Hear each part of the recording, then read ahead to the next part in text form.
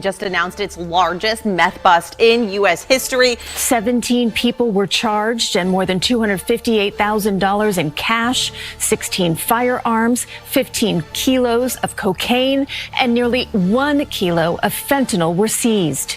On paper, Isla Mariposa was a survival fortress in the middle of the ocean, a private island built to withstand devastating storms, owned by a female billionaire known for her humanitarian relief efforts. Everything presented to the public was flawless. Solar panels stretched across the island like a self-sustaining grid. A desalination plant operated 24/7. An emergency bunker was designed to sustain hundreds of people for months. Everything carried the image of hope and humanitarian purpose. But at 5:42 a.m., when federal agents cut through the first steel door, the story began to fall apart. There was no food, no medical supplies. They found over $4.7 billion in cash, vacuum-sealed and stacked from floor to ceiling. Behind the second door were more than 12 tons of drugs, wrapped in black plastic, with no signs of any legitimate shipment. Behind the third door was a wall of servers still warm, indicator lights blinking, data still running. This was not a storage site. This was the brain of the entire network. And as the sun began to rise over the horizon, the Department of Justice realized that this bunker was not the end of the investigation. It was only the beginning. The real issue lay in the map. For nearly a decade,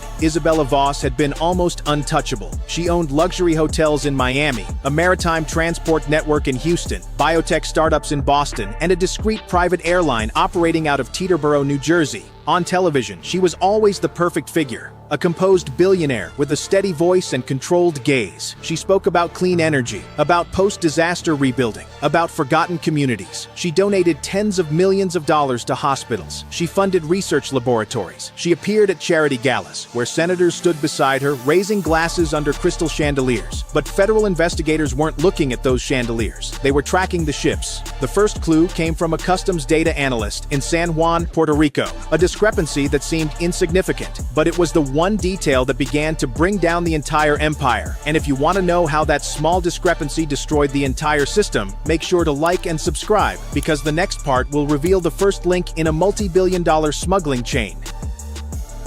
Tonight, we can report the biggest bust ever of fentanyl, which killed about 18,000 Americans last year.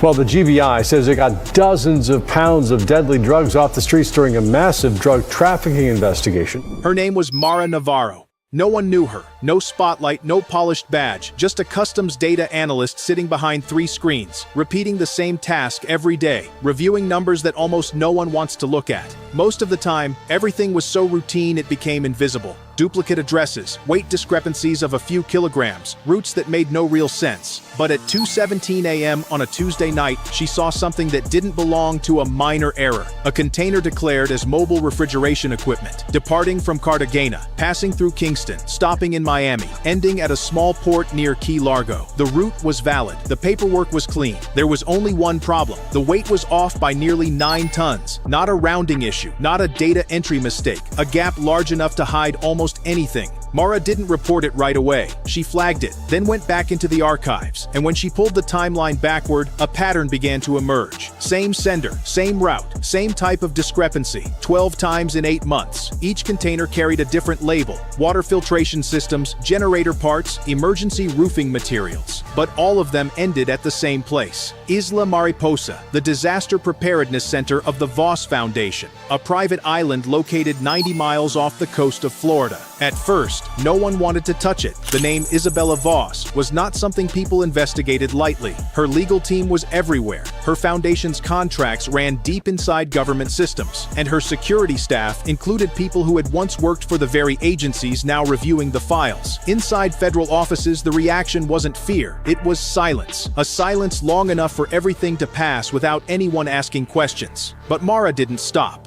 She kept digging, and the numbers began to lose their logic. Within a single year, Isla Mariposa had imported enough medical-grade insulation foam to cover 3 airport terminals. Enough refrigeration equipment to support a mid-sized city. Meanwhile, the island had fewer than 41 full-time staff. That was the first question. Why would a small island consume supplies like an urban center?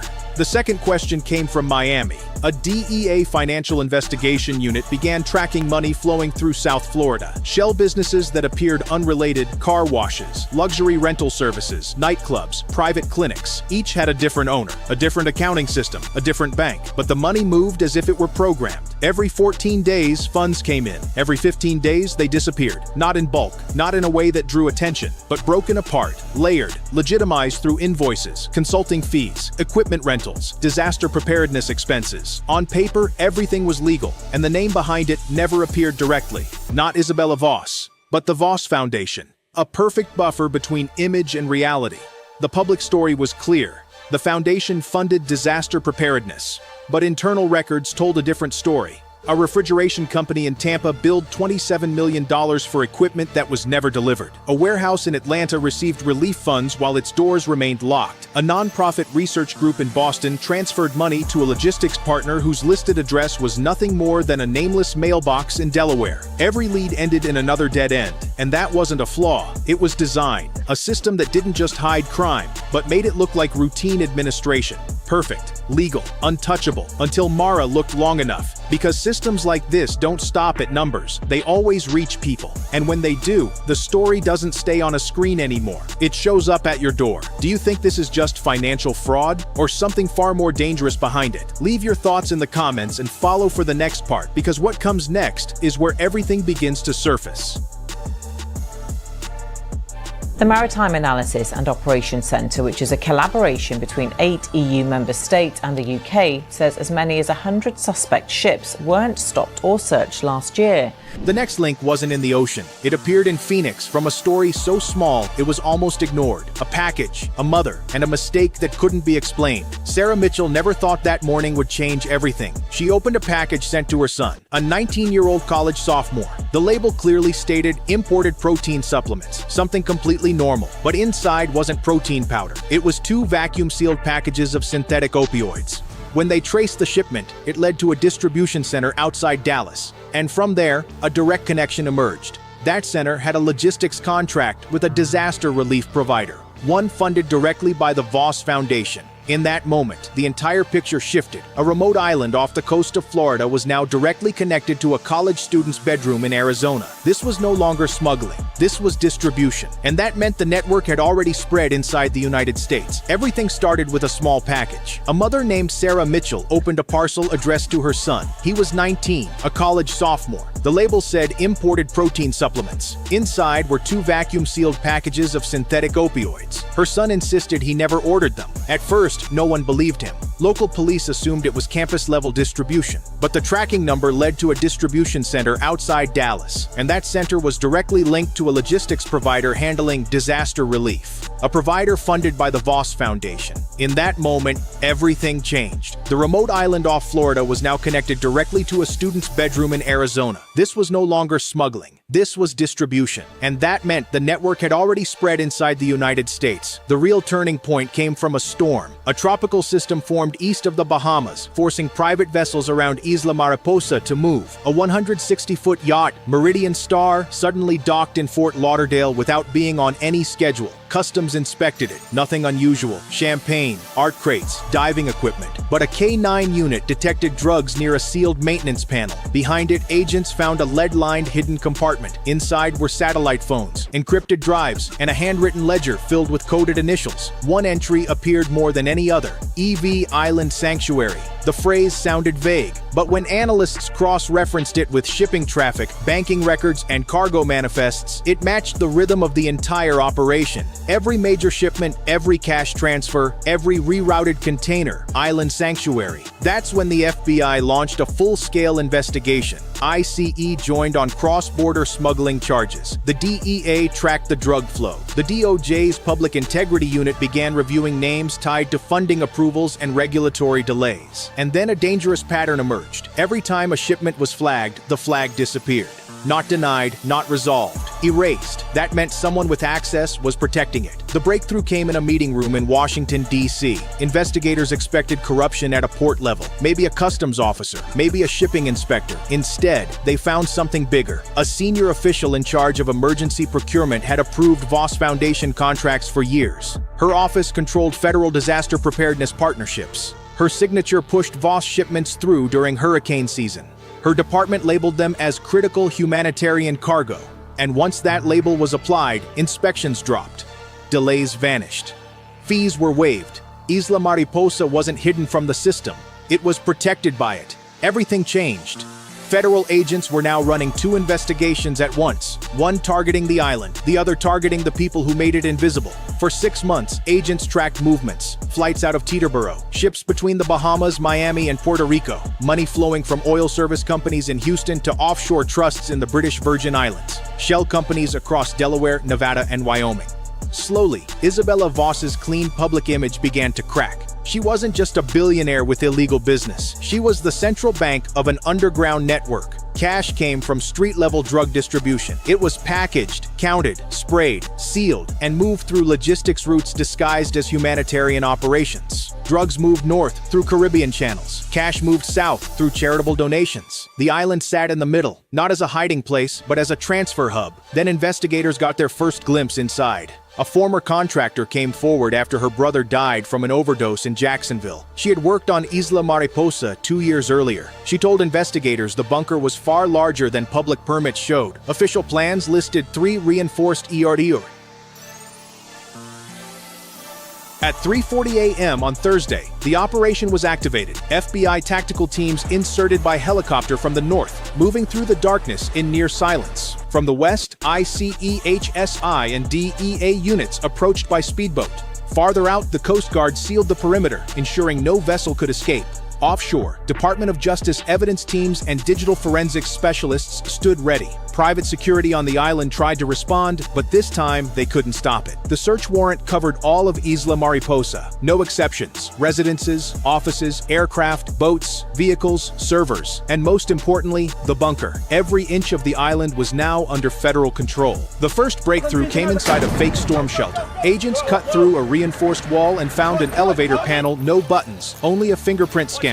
Once bypassed, the wall opened with a hydraulic hiss. The elevator descended for nearly 40 seconds. When the doors opened, agents stepped into rows of vacuum-sealed cash stacked on industrial shelves. Not bags, not suitcases. Shelves like a warehouse. Initial estimate, $900 million. Then a second room. Then a third. By the end, the total reached $4.7 billion in cash. Mostly US dollars, along with euros and Caribbean currencies. All sealed, labeled, and organized with shipping codes. But the cash was only the surface.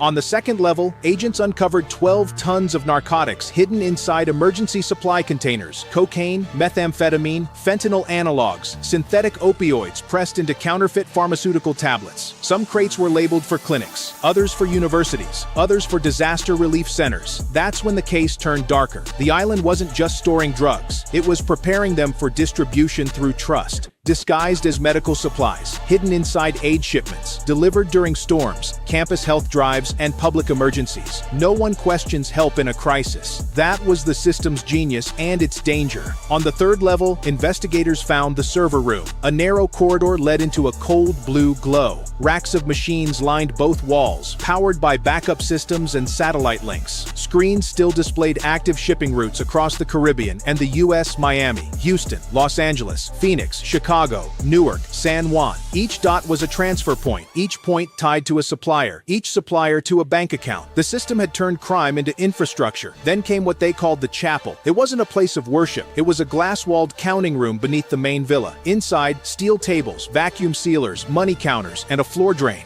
On the wall, a framed photo of Isabella Voss shaking hands with officials after a hurricane relief donation. Below it, physical ledgers. One recorded payments, another tracked losses. A third listed protection allocations. That phrase changed everything. It pointed to coded payments tied to port supervisors, private security firms, customs consultants, procurement officials, and political fundraisers. Not all were proven guilty, but the pattern was clear. This network didn't survive because of one person. It survived because too many people benefited from not asking questions.